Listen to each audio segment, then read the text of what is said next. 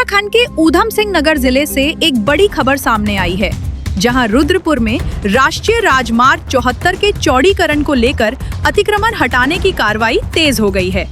रुद्रपुर कोतवाली के गेट से लेकर जामा मस्जिद गोटिया तक स्थित दुकानों को तोड़ने के लिए प्रशासन की ओर से नोटिस जारी किए गए थे, जिसमें दुकानदारों को 15 दिनों के भीतर अपनी दुकानें खाली करने के निर्देश दिए गए थे।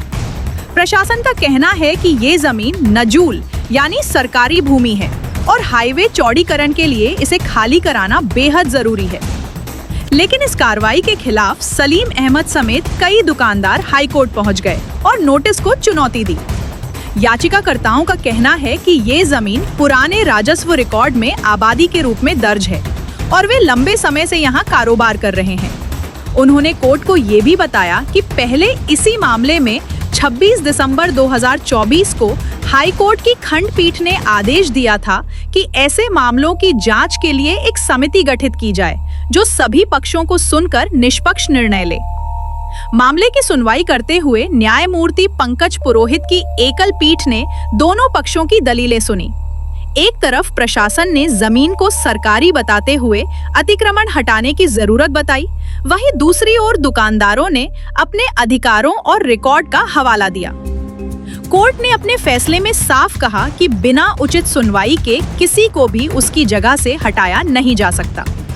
कोर्ट ने जिला मजिस्ट्रेट ऊधम सिंह नगर को निर्देश दिए हैं कि कम से कम 3 वरिष्ठ अधिकारियों की एक समिति बनाई जाए, जो पूरे मामले की जांच करेगी। कोर्ट ने ये भी कहा कि याचिकाकर्ता 1 हफ्ते के भीतर अपने सभी दस्तावेज समिति के सामने पेश करें। इसके बाद समिति 15 दिनों के भीतर जांच पूरी कर कानून के अनुसार फैसला सुनाएगी। सबसे अहम बात यह है कि जब तक समिति अपना अंतिम निर्णय नहीं लेती, तब तक दुकानदारों को उनकी दुकानों से नहीं हटाया जाएगा।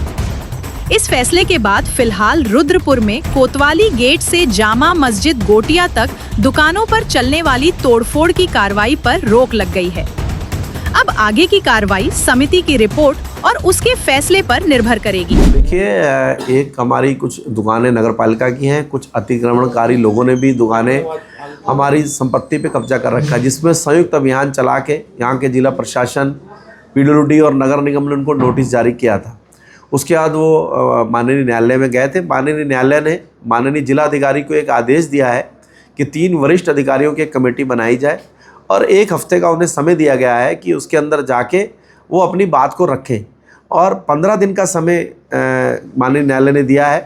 तो वो उसके बाद वहाँ से निर्णय होगा। तो मुझे उम्मीद है कि जो भी माननीय जिलाधिकारी के नेतृत्व में टीम बनेगी, उसके अंदर अगर किसी के पास कोई जेन्युइन कागज़ है, कोई प्रूफ है, तो उसका निर्णय होगा, और नहीं तो उसके बाद जो अतिक्रमण है वो हटेगा। उसमें कोई ऐसा स्टे या कोई रोक नहीं है। उनको अपनी बात रखने के लिए समय दिया गया है। वो अगर उनका, हमने भी कहा था कि अगर उनके पास कोई कागज़ है तो ला के दिखा सकते हैं, तो क्योंकि वो सरकारी भूमि है और वहाँ से निरंतर जाम रहता है त्रिशूल चौक पर, और वो कट खोलना अत्यंत आवश्यक है। इसलिए माननीय न्यायालय के आदेशों का पालन करते हुए हम लोग अभी इंतजार करेंगे, और जब ये पूरी कार्रवाई हो जाएगी उसके बाद अब इस अतिक्रमण को हटाया जाएगा।